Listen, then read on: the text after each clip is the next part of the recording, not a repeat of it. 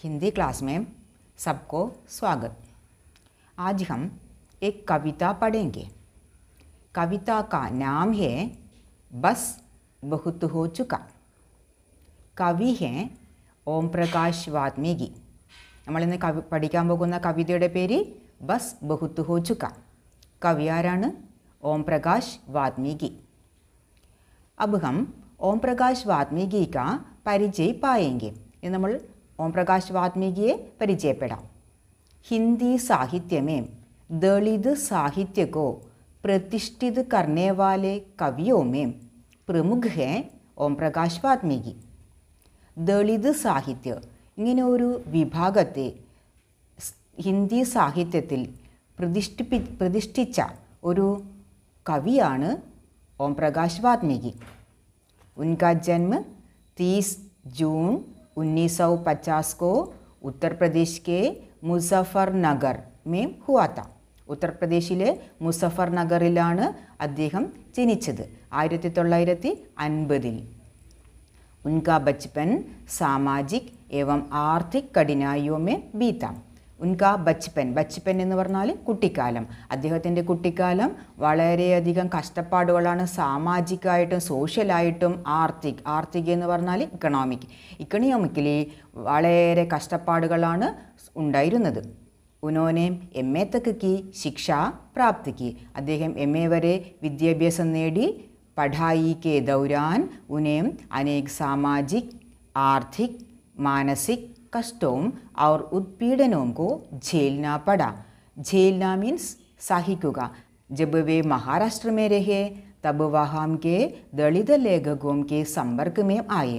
എപ്പോഴാണോ അദ്ദേഹം മഹാരാഷ്ട്രയിൽ താമസിച്ചിരുന്നത് അവിടെ ദളിത് ലേഖകോം കെ സമ്പർക്കമേമായി അവിടെ വെച്ചിട്ട് ദളിത് ലേഖകന്മാരുമായിട്ട് ഇടപഴകുകയും उनकी प्रेरणा से वे भीमराव अंबेडकर की रचनाओं का अध्ययन किया.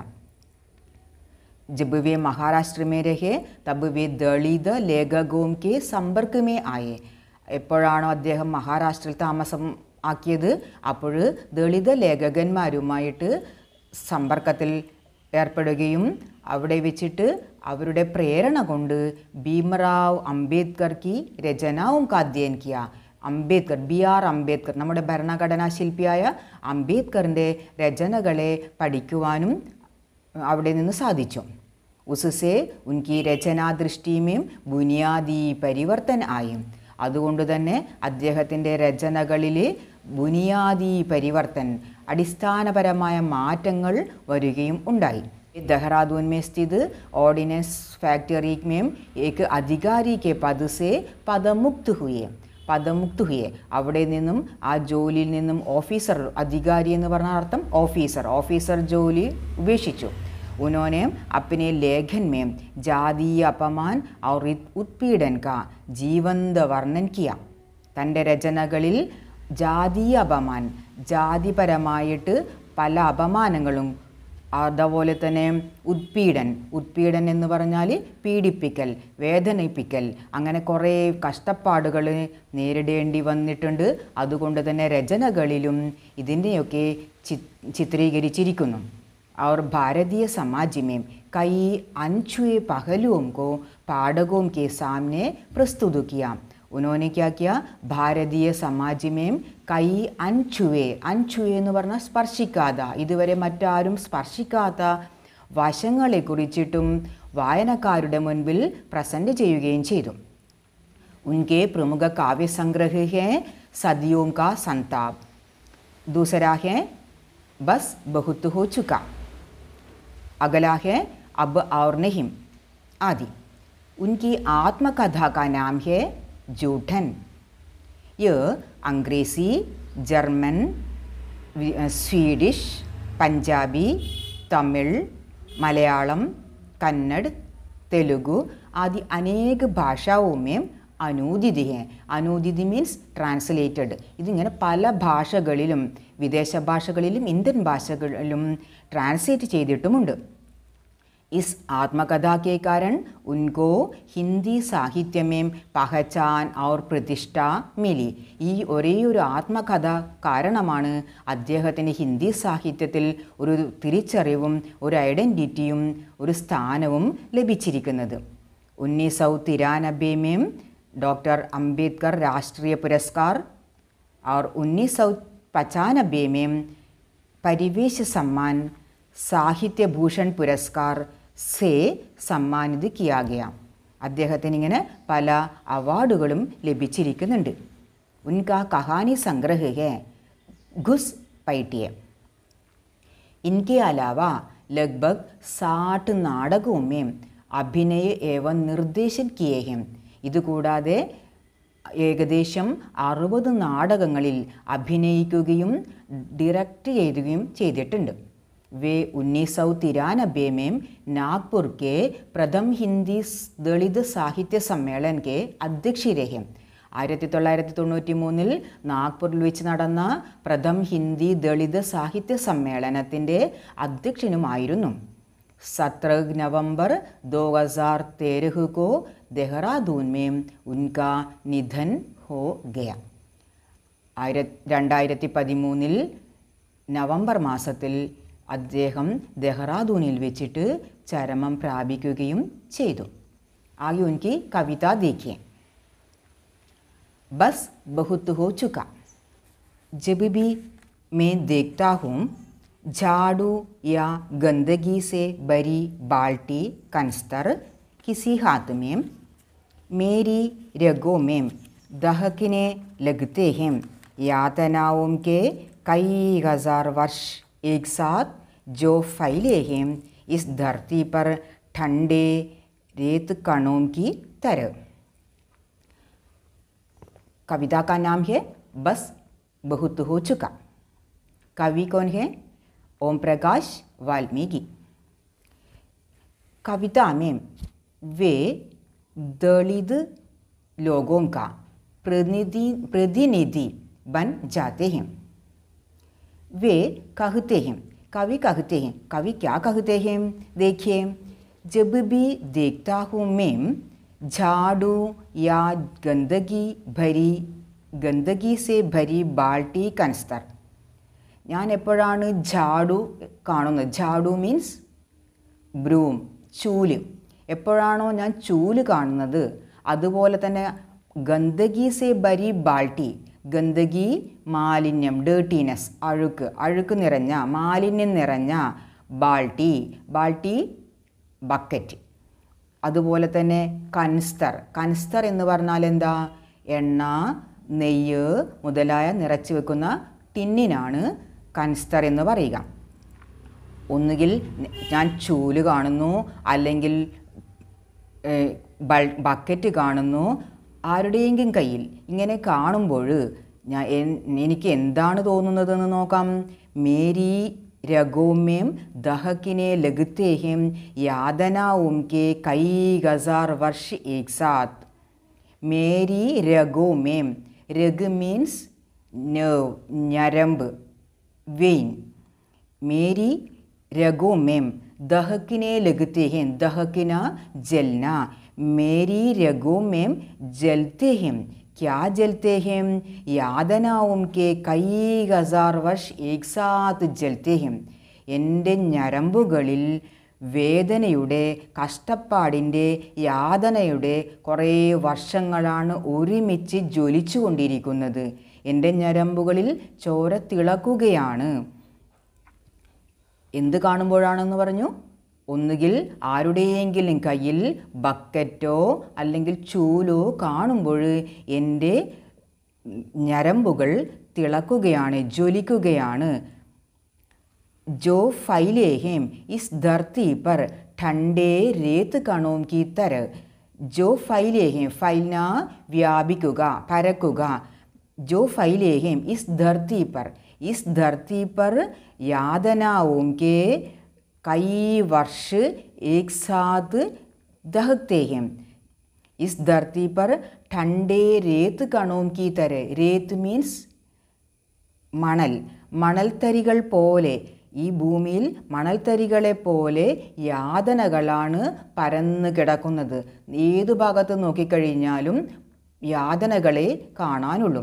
അപ്പം ദളിത ജാതികൾക്ക് എന്ത് പ്രവൃത്തി ചെയ്തു കഴിഞ്ഞാലും യാതനകൾ സഹിക്കേണ്ടി വരുന്നു.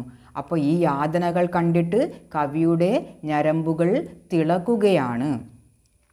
झाड़ू बाल्टी ये दोनों नीचता का प्रतीक हैं, मेहनत का प्रतीक हैं और अपमान का प्रतीक हैं. अगली पंक्तियाँ देखिए. मेरी हथेलियाँ भीग भीग जाती हैं पसीने से, आँखों में उतर आता है इतिहास का स्याहपन, अपनी आत्मघाती कुटिलताओं के साथ. मेरी हथेलियाँ, हथेली मीन्स पाम, उल्लंघे. मेरी हथेलियाँ भीग भीग जाती हैं. ഭീഗിന നനയുക. എൻ്റെ ഉള്ളം കൈകൾ നനഞ്ഞുകൊണ്ടിരിക്കുകയാണ്. കൈസേ ഭീഗ് ജാതി ഹേ? लगातार घंटों तक परिश्रम करने से, झाड़ू लगाने से मेरी हथेलियाँ भीग जाती हैं. पसीने से, पसीना സെറ്റ്, വിയർപ്പ്. വിയർപ്പ് കൊണ്ട് എൻ്റെ കൈകൾ, എൻ്റെ ഉള്ളം കൈകൾ നനയുകയാണ്. आँखों में उतर आता है इतिहास का स्याहपन अपनी आत्मघाती कुटिलताओं के साथ. मेरी आँखों में उतर आता है. क्या उतर आता है? अपनी आत्मघाती कुटिलताओं के साथ. अपनी आत्मघाती, आत्मघाती मीन्स ആത്മാഭിമാനത്തെ ഹനിക്കുന്നതായ, ആത്മാഭിമാനത്തെ നശിപ്പിക്കുന്നതായ കുടിലതാവും കെ സാത്ത്, കുടിലത, വക്രത, കുടിലത, കുടിലതാവും കെ സാത്ത് ഇതിഹാസ് കാ സ്യാഹ്പൻ. ഇതിഹാസ് മീൻസ് ചരിത്രം, ഹിസ്റ്ററി. ചരിത്രത്തിൻ്റെ സ്യാഹ്പൻ. സ്യാഹ്പൻ എന്ന് പറഞ്ഞാൽ കറുപ്പ്, മഷി. സ്യാഹി എന്ന് പറഞ്ഞാൽ കേട്ടിട്ടുണ്ടല്ലോ, മഷി. അപ്പം സ്യാഹ്പൻ എന്ന് പറഞ്ഞാൽ കറുപ്പ് നിറം, കറുപ്പ്. അപ്പം ചരിത്രത്തിൻ്റെ കറുപ്പ് എൻ്റെ കണ്ണുകളിൽ ഇറങ്ങി വരികയാണ്. എൻ്റെ ആത്മാഭിമാനത്തെ നശിപ്പിക്കുന്നതായ കുടിലതകളോടൊപ്പം ചരിത്രത്തിൻ്റെ പണ്ട് കാലത്ത്, ഭൂതകാലത്തിൽ കഴിഞ്ഞു പോയതായ ആ കറുപ്പ് എൻ്റെ കണ്ണുകളിൽ ഇറങ്ങി വരികയാണ്. യഹം कवि कई हजार वर्षों से दलित जाति के लोगों से कुटिलतापूर्ण व्यवहार के बारे में इशारा करते हैं. अगली पंक्ति हम देखिए. झाड़ू थामे हाथों की सरसराहट साफ सुनाई पड़ती है भीड़ के बीच. बियाबान जंगल में सनसनाती हवा की तरह. यहाँ झाड़ू, झाड़ू मीन्स चूल, ब्रूम. भीड़ के बीच, भीड़ जनकूटम, क्राउड. भीड़ के बीच था, झाड़ू थामे, थामिना, थामिना पकड़िना, थामिना पकड़िना. झाड़ू थामे हाथों की सरसराहट साफ सुनाई पड़ती है. क्या सुनाई पड़ती है? सरसराहट. सरसराहट मीन्स सरसर എന്നുള്ള ശബ്ദം. यहाँ भीड़ के बीच में हाथों में झाड़ू पकड़कर सफाई करने वाले कर्मचारी की ओर या मेहतर, मेहतर की ओर इशारा करते हैं. मेहतर के हाथ में हमेशा झाड़ू होता है. ये झाड़ू पकड़कर सफाई करते समय होने वाली सरसराहट मुझे साफ सुनाई पड़ती है. എനിക്ക് വ്യക്തമായിട്ടും കേൾക്കാൻ പറ്റുന്നുണ്ട്. എന്ത് കേൾക്കാൻ പറ്റുന്നു? ഇങ്ങനെ വൃത്തിയാക്കിക്കൊണ്ടിരിക്കുന്ന മെഹത്തർ സ്വീപ്പർ, സ്വീപ്പർ വൃത്തിയാക്കിക്കൊണ്ടിരിക്കുകയാണ്, അടിച്ചുവാരിക്കൊണ്ടിരിക്കുകയാണ്. അപ്പോൾ അതിൻ്റെ സർ സർ എന്നുള്ള ശബ്ദം എനിക്ക് വ്യക്തമായിട്ട് കേൾക്കാൻ സാധിക്കുന്നു. झाड़ू लगाने की तरह सर सर आवाज़ सुनने पर मुझे ऐसा लगता है कि बियाबान जंगल में सनसनाती हवा बहती हो. എനിക്ക് തോന്നുകയാണ്, എന്ത് തോന്നുന്നു? ബിയാബാൻ ജംഗൾ മേ സൻസനാത്തി ഹവ കി തര. ഇവിടെ ബിയാബാൻ ജംഗൾ നിർജ്ജനമായ, ബിയാബാൻ എന്ന് പറഞ്ഞാൽ മരുഭൂമി എന്നാണ് വാക്കിൻ്റെ അർത്ഥം. ഇവിടെ മരുഭൂമി പോലെ, അതായത് ആളുകളൊന്നുമില്ലാതെ നിർജ്ജനമായ വിജനമായ ഒരു ജംഗൾ. ആ ജംഗളിൽ കാറ്റ് വീശുമ്പോൾ അതിൻ്റെ അമ്പരപ്പിക്കുന്ന ശബ്ദം നമുക്ക് കേൾക്കാൻ പറ്റുന്നു. അതുപോലെയാണ് ഇവിടെ മെഹത്തർ ക്ലീൻ ചെയ്യുമ്പോൾ ഇങ്ങനെ സർ സർ എന്നുള്ള ശബ്ദം മുഴങ്ങി കേൾക്കുന്നത്. ആകെ देखिए, वे तमाम वर्ष वृत्ताकार होकर घूमते हैं, करते हैं चलने लगातार, उंगलियों और हथेलियों को नस नस में समा जाता है ठंडा ताप.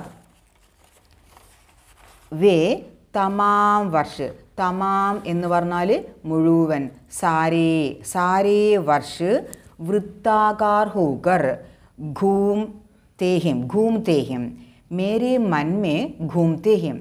क्या घूमते हैं मेरे मन में? कवि यहाँ कहते हैं कि कवि के मन में यातनाओं के सारे वर्ष, യാതനകളുടെ കഷ്ടപ്പാടുകളുടെ വർഷങ്ങളാണ്, 1000 വർഷങ്ങളാണ്. വൃത്താകാർ ഹോക്കർ മേരെ മൻമേ ഘൂംതേ ഹേം, വൃത്താകാരത്തിൽ എൻ്റെ മനസ്സിൽ ഇങ്ങനെ കറങ്ങിക്കൊണ്ടിരിക്കുകയാണ്. കർത്തേ ഹേം ചലനി ലഗാതാർ, ലഗാതാർ ലഗാതാർ കണ്ടിന്യൂസ്ലി. ചലനി, ചലനി എന്ന് പറഞ്ഞാൽ അരിപ്പ എന്നാണ് വാക്കിൻ്റെ അർത്ഥം. ഇവിടെ കൈകളൊക്കെ എന്തായിരിക്കുകയാണ്? അരിപ്പ പോലെ മുറിവേറ്റിരിക്കുകയാണ്. കൈസേ ചോട്ട് लगाया है, झाड़ू पकड़ने से मेरी उंगलियों और हथेलियों में चलनी के समान लगातार चोट लगाते हैं. കൈകളിലും വിരലുകളിലും ഉള്ളങ്കയിലും ചലനി പോലെ, അരിപ്പ പോലെ ഇവിടെ മുറിവേറ്റിരിക്കുകയാണ്. ഇങ്ങനെ കഠിനമായി തുടർച്ചയായി അടിച്ചു വാരുന്നത് കൊണ്ടുള്ള ബുദ്ധിമുട്ടാണ് കവി ഇവിടെ വർണ്ണിച്ചിരിക്കുന്നത്. മേരി നസ് നസ് മേം സമാ ജാതാ ഹേ ठंडा ताप.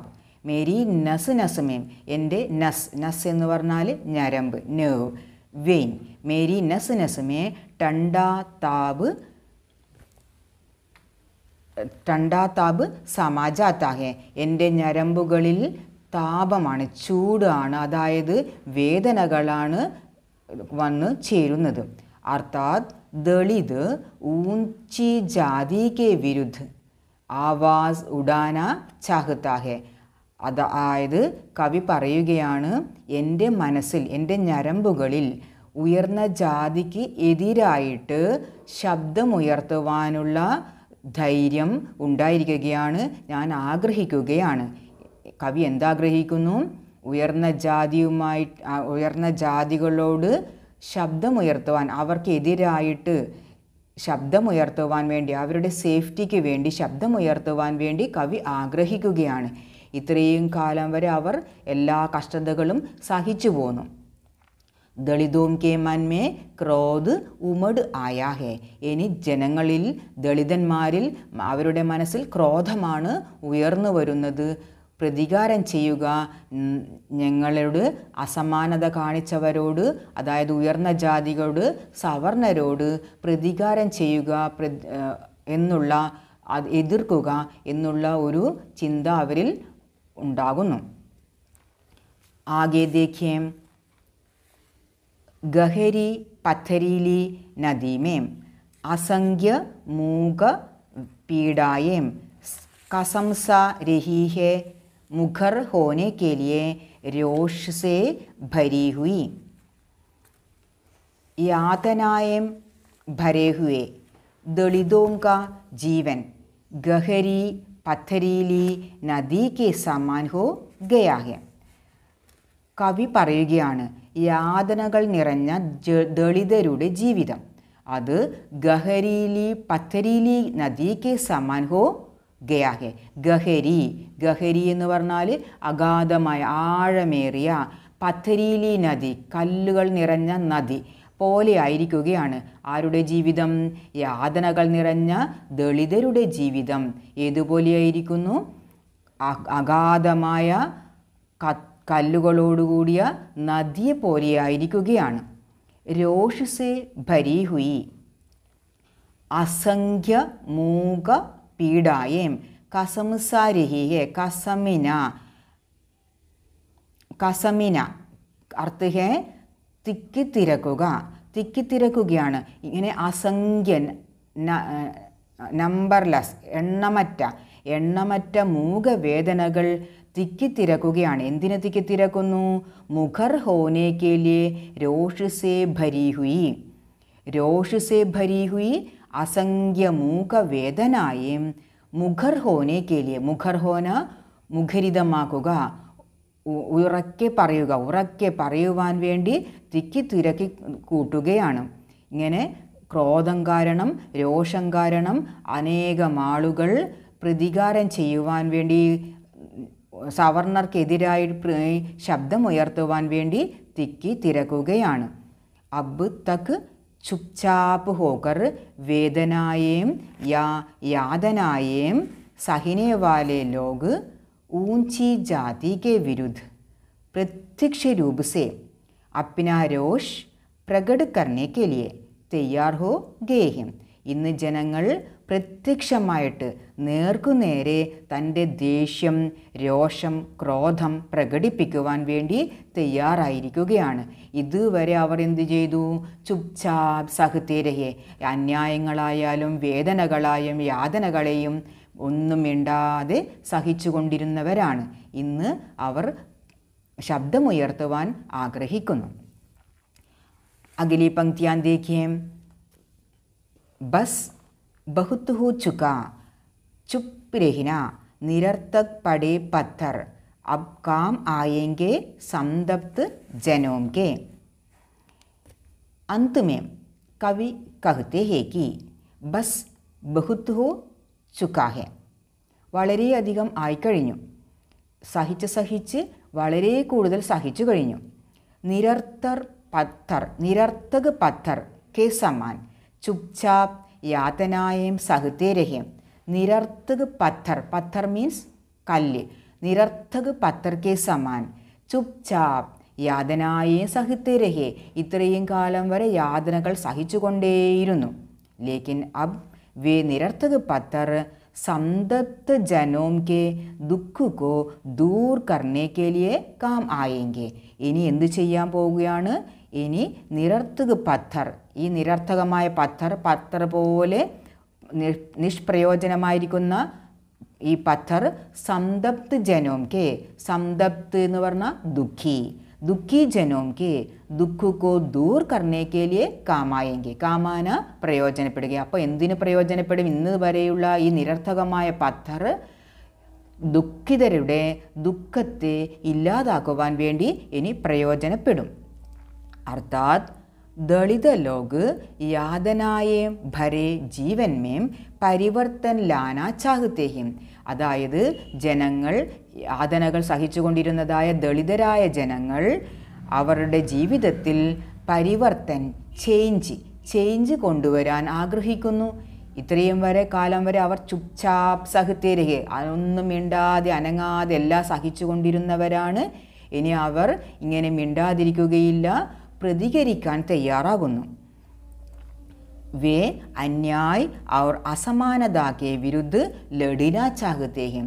സമൂഹത്തിൽ നമ്മൾ കണ്ടുവരുന്നതായ അന്യായത്തിനും അസമാനത, ഈക്വാലിറ്റി ഇല്ലായ്മ, ഇതിനൊക്കെ എതിരായിട്ട് ലഡിന യുദ്ധം ചെയ്യുക യാ സമരം ചെയ്യുക അത് അവർ ആഗ്രഹിക്കുന്നു, പൊരുതാൻ വേണ്ടി അവർ ആഗ്രഹിക്കുന്നു.